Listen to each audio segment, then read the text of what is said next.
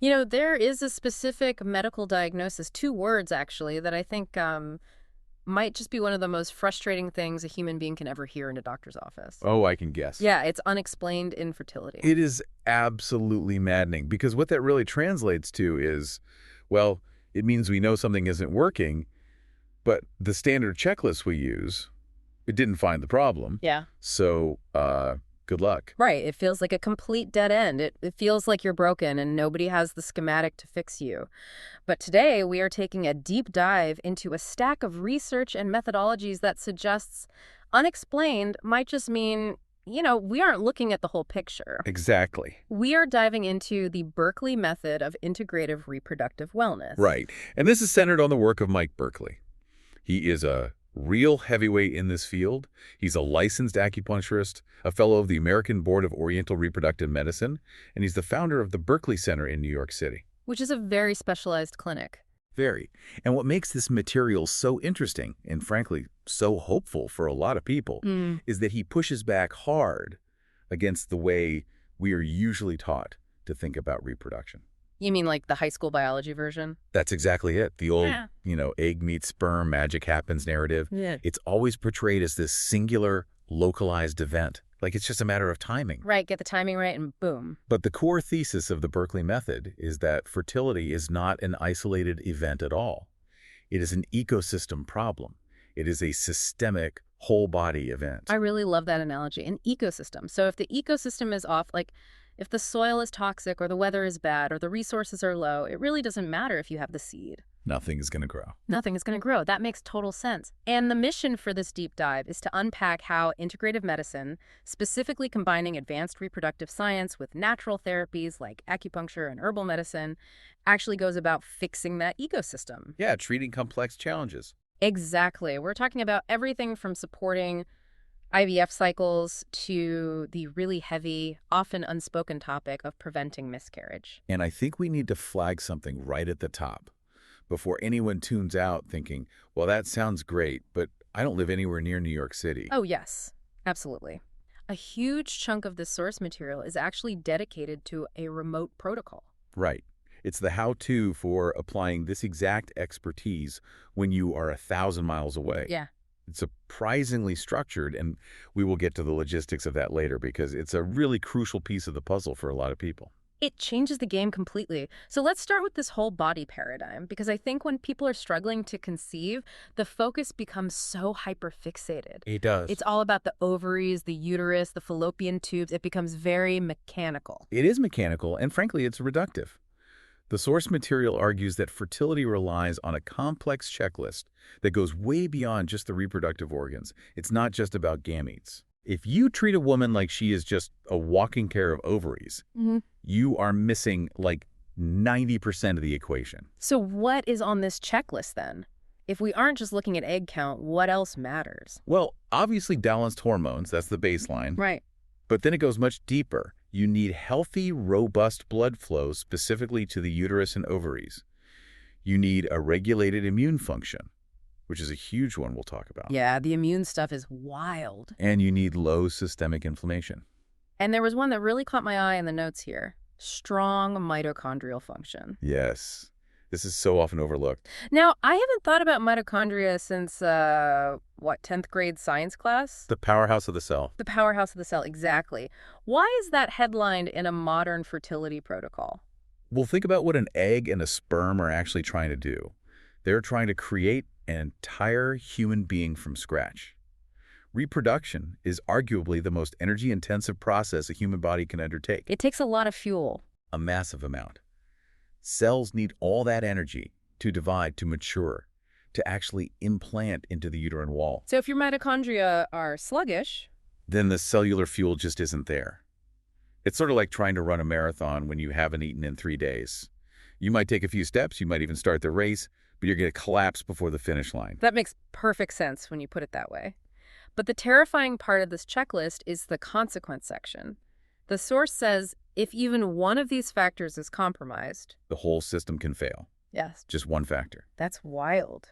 This is exactly why unexplained infertility is such a tricky diagnosis. Your hormones might look totally fine on paper, but if your systemic inflammation is high, conception becomes really difficult. Or it just doesn't happen. Right. Or, and this is the part that is really heartbreaking, conception does happen, Yeah. but the pregnancy doesn't progress. It's a chain reaction. It really is. And that's why the Berkley Center's strategy is so aggressive about addressing all these elements simultaneously. You can't just pump a patient full of hormones if their inflammation is through the roof. Yeah, you're revving the engine, but the car has flat tires. Great way to put it. You have to fix the tires, fill the tank, and tune the engine all at the exact same time. Okay, so let's get into the how, because this is where the skepticism usually creeps in for a lot of people. We're talking about acupuncture. Oh, the skepticism is real. I think a lot of people, even very open-minded ones, view acupuncture as, relaxation, or maybe a placebo. They think it's woo-woo. Exactly. It makes me feel calm, so it's nice, but it's not medicine. But the source material here is surprisingly technical about the mechanism of action. It's not talking about energy vibes, it's talking about the actual nervous system. Right. It's physiology, plain and simple. The text describes acupuncture as a way to stimulate specific points that literally hack the nervous system, the vascular system, and the hormonal signaling. It's an input-output system. You put a stimulus in. You get a biological response out. It's science. The source lists 5 specific benefits of this. I want to go through these one by one because they paint a really clear picture of what's happening underneath the skin. Number 1 is blood flow. This is the foundation of everything. The source explicitly states that enhanced circulation is essential for 2 major things: nourishing the developing follicles, so getting better egg quality, and building the uterine lining. Going back to the soil analogy. Precisely. You need a thick, nutrient-dense triple-layer lining for an embryo to implant. That lining is made of blood. If you have poor perfusion, if the blood vessels are constricted, you are basically asking an embryo to set up camp in a desert. So acupuncture effectively dilates those vessels. It opens the floodgates. By targeting specific neural pathways, it signals the smooth muscle in the arterial walls to just relax. The femoral artery opens up, and suddenly you have oxygen, nutrients, and hormones actually flooding into the reproductive organs instead of just trickling in. Which leads right into benefit number 2, hormone regulation. Ah, the CEO and the factory floor dynamic. I absolutely love this analogy from the text. Break it down for us. Okay, so your ovaries don't make decisions. They are just the factory floor. They take their orders from the brain, specifically the hypothalamus and the pituitary gland. That's the CEO. Okay, so the brain is calling the shots. Yeah, right. The CEO sends signals: follicle-stimulating hormone, luteinizing hormone. Acupuncture helps modulate that exact communication loop. So if the signal between the brain and the ovaries is static-filled, Then the factory gets confused. Ovulation becomes irregular, or the egg isn't recruited properly. The source explains that acupuncture clears that static. It helps balance estrogen and progesterone, so the orders from the brain are received clearly and executed perfectly by the ovaries. Now, number 3 is the one that I think resonates with everyone living in the modern world, which is stress reduction. But the source frames this as a biological imperative, not just feeling chill. This is fascinating evolutionary biology here. It talks about the shift from the sympathetic nervous system to the parasympathetic nervous system. Sympathetic being the fight or flight mode. Right. That's cortisol. That's adrenaline. Evolutionarily speaking, if you are in a high sympathetic state, your body genuinely thinks you are in danger, like you're running from a predator, or there's a famine, or you're fighting a war. And the body is smart enough to know, hey, do not have a baby right now. Exactly. It's a resource allocation issue. If you are fighting for your life, your body shuts down the reproductive factory to save energy for basic survival. It shunts blood away from the uterus and pushes it towards your muscles so you can run away. Wow. So when we are stressed at work or stressed about not getting pregnant or just dealing with the daily chaos of life, We are accidentally signaling to our biology that the environment is unsafe for a baby. that is such a vicious cycle. You're stressed because you can't conceive, and the stress actually physically prevents you from conceiving. It is a brutal loop. And the source argues that acupuncture forces the body into that parasympathetic rest and restore mode. It physically flips the switch. It tells your biology, hey, the war is over. It is safe. You have the resources. Proceed with reproduction. So it's not just about relaxing on a table. It's sending a safety signal to the ovaries. That's the absolute best way to put it. It's a biological green light. Number 4 on the list is implantation support. This was interesting. It mentions decreasing uterine tension. Think about a muscle spasm. If your calf muscle cramps, it's as hard as a rock, right? Yet it hurts. Well, the uterus is a muscle too. Yeah. If it is spastic or tense, which can happen without you even feeling it, by the way. It is not a welcoming environment for a very delicate embryo to burrow into. The embryo literally bounces off or fails to connect. And acupuncture fixes that. Acupuncture helps resolve that spasticity. It keeps the uterus calm and receptive. And finally, number 5. And this is the heaviest one, but arguably the most important for the listeners Mike Berkley works with. Miscarriage reduction. This brings the whole system together. The text notes that many early pregnancy losses, those really tough heartbreaks in the first trimester, are associated with things like inadequate progesterone, poor blood flow, or immune dysregulation. Basically, the body rejecting the pregnancy. Or just failing to sustain it. By stabilizing the hormones and the circulation during those critical first 12 weeks, the goal is to prevent the body from dropping the ball, so to speak. It's about maintenance, not just initiation. So that's the acupuncture side. It's the physical manipulation of the body's signals. But the Berkley method pairs this with a second major pillar, which is customized herbal medicine. And I cannot stress enough that the key word here is customized. Right, because I think we've all done the Dr. Google thing. You read a forum, someone says take Vitex or drink this specific raspberry tea, and you run to the health food store and buy it all. And the source strongly warns against that. It creates a very stark contrast between generic, over-the-counter supplements and true clinical herbal medicine. How so? What's the actual danger in the generic stuff? It comes down to a concept called constitution. This is a concept from integrative medicine that doesn't really exist in Western pharmaceuticals. The text explains that 2 patients could walk into the Berkley Center with the exact same diagnosis, let's say polycystic ovary syndrome or PCOS. Okay. In Western medicine, they usually just get the same drug, right? Like metformin or Clomid. Right. It's one size fits all. But in this integrative model, Mike Berkley looks at their baseline health, their constitution.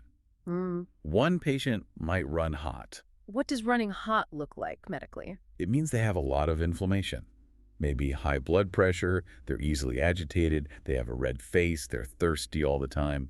But the other patient with the exact same PCOS diagnosis might be cold and deficient. Meaning they're tired all the time. Exactly. Yeah. Tired, pale, poor digestion, freezing cold hands and feet. Even though they both have the exact same disease label on their chart. Yes.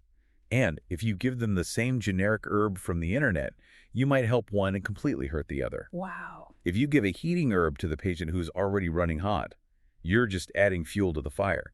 You're going to make their inflammation worse. That is a really important distinction. It's not about what herb is good for PCOS. It's about what herb is good for this specific woman who happens to have PCOS. Correct.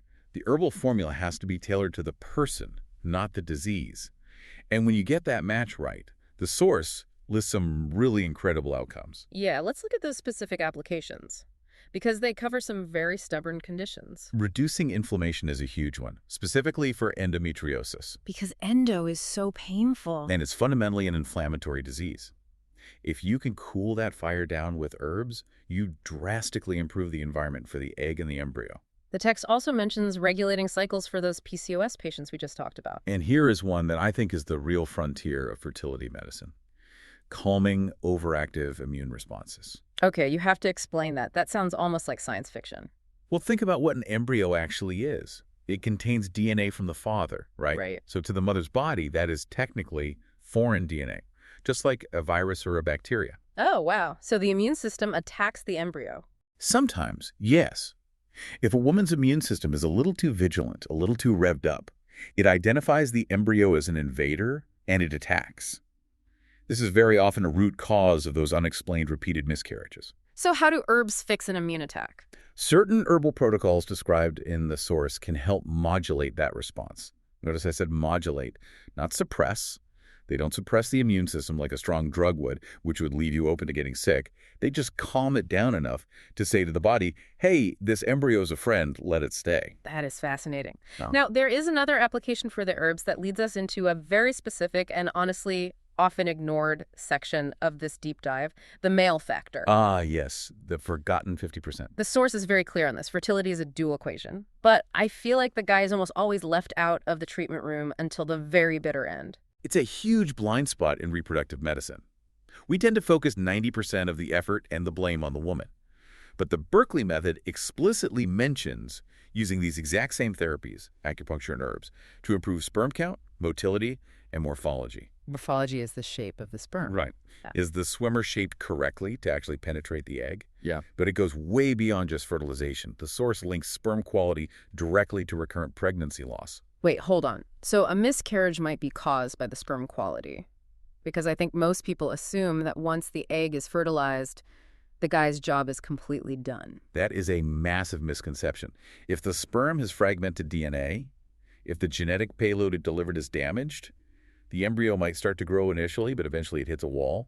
The blueprint is bad. The genetic instructions are literally missing pages. Usually the pregnancy just fails. Yes. The source reframes miscarriage not just as bad luck or a woman's issue, but very often as having identifiable, treatable causes on both sides of the equation. Improving the sperm quality essentially improves the structural integrity of the embryo. That reframing is really powerful. It totally changes the goalpost. The text says the goal isn't just getting a positive pregnancy test. No, the exact phrase used is the healthy continuation of pregnancy. A positive test is just the first hurdle. The Berkley method is playing the long game here. It's about supporting the body through fertilization, then implantation, and then those vulnerable first few weeks to actually get to a live birth. Okay, I want to pivot to the logistics. Because we've painted this picture of a very high-touch, very customized ecosystem overhaul. We have acupuncture rewiring the nervous system, custom herbs balancing the chemistry, diet changes. But Mike Berkley is in Manhattan. Right, and usually that is the ultimate barrier. You find the one expert who resonates with you, but they are geographically impossible to reach. But the source outlines a remote protocol. And I want to get into the weeds of this because it's not just a quick Zoom call and a good luck wave. It is remarkably structured. The text says it starts with a very comprehensive phone consultation. Mike Berkley personally reviews the full medical history, analyzes all the lab work, looks at basal body temperature and cycle patterns, and if the patient's already going through IVF or IUI with a local doctor, he evaluates those protocols too. So he's acting almost like a secondary master detective on the case. Exactly. He's looking for those subtle inflammatory markers or those constitution issues, like the hot versus cold we talked about, that the standard reproductive endocrinologist just might not be trained to focus on. Okay, so he figures out the master strategy. What are the actual deliverables? What does the patient receive in the mail? Well, the herbs are easy. He creates the custom formula and ships the prescription directly to you. He also sends fertility-focused meal plans and targeted supplement recommendations. But the acupuncture piece is what I found really innovative. Yeah, how do you do remote acupuncture? You definitely don't stick the needles in yourself, right? No, definitely not. Please don't do that at home. The source says he creates a highly detailed acupuncture protocol and then hands it off to the patient's local acupuncturist. Oh, that is so cool. So you find someone in your own town. Maybe they're just a generalist. Maybe they mostly treat back pain or migraines. And Mike Berkley tells them, for this specific patient, put the needles here, here, and here. Yes, it perfectly bridges the gap between expert strategy and local execution. It creates a team. You get the brain of the specialist who's been doing this for over 20 years, but the actual physical treatment happens down the street from your house. It effectively removes geography as a limiting factor. And that's crucial because consistency is key with acupuncture. You can't fly to New York twice a week for months. It's way too expensive and too stressful. And remember, the whole point is we are trying to reduce stress. You need the treatment locally, but you need the strategy to be flawless. It really reinforces that idea of a team approach. You have your local reproductive doctor doing the IVF, you have Mike Berkley managing the overarching ecosystem and the herbs, and you have your local practitioner doing the body work. It's wrapping the patient in a lot of comprehensive support. And considering how isolating fertility struggles can be, I mean, the text mentions patients often coming in after months or even years of failure.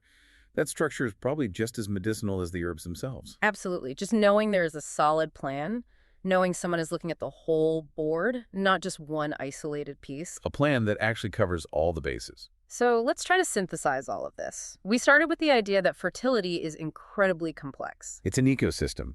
If there is one major thing you take away from this source material, it's that you cannot treat the reproductive system in isolation. You have to look at the blood flow, the immune function, the systemic inflammation, the stress levels, and the energy production at a cellular level. And the Berkeley method uses a combination of targeted acupuncture to regulate the nervous system signals and blood flow, and customized herbs to balance the internal chemistry. All aimed at that ultimate goal of not just conception, but a healthy live birth, and doing it in a way that is accessible regardless of where you actually live. It's a very empowering perspective. Instead of feeling like your body is broken and everything is unexplained, it's more like the ecosystem just needs some careful restoration. Restoration and balance. It's about removing the obstacles, the cortisol, the inflammation, the stagnation, so the body can do what it evolved to do naturally. Now, for anyone listening who is in the thick of this right now, whether you are prepping for an IVF cycle, dealing with something stubborn like PCOS or endometriosis, or you've experienced the heartbreak of loss, the source makes it very clear that expert guidance is available. Yes, the Berkley Center emphasizes that you don't have to navigate this maze alone. They have the mechanism in place to help you remotely. So if you want to explore this further, the source points you directly to their website, which is berkleycenter.com. They offer those comprehensive phone consultations we talked about. It seems like a very logical next step if you feel like you've hit a brick wall with the standard treatments. It adds another crucial layer of care that addresses the why and not just the what. Before we wrap up, I want to leave you with a thought. We talked a lot about that shift from fight or flight to rest and restore. We talked about how the body actively prioritizes survival over reproduction when stress is high. It's a fundamental biological switch. You really can't override it with willpower. It makes me wonder, if our bodies need to be in a calm, parasympathetic state to conceive, what does that tell us about the way we live our modern lives? We are constantly buzzed, notifications going off all day, working late, stress levels just through the roof. It suggests a profound mismatch between our evolutionary biology, which thinks chronic stress means a literal tiger is chasing us, and our modern environment, where the stress is just an unread email or a looming deadline. Exactly. Maybe the fertility challenges so many people face aren't just isolated medical issues, but a massive signal from our biology that we are living at a pace we simply weren't designed for. It's a signal to slow down. The body is asking for safety. Something to think about as you go about your day. Thanks for taking this deep dive with us. Always a pleasure. We'll catch you on the next deep dive.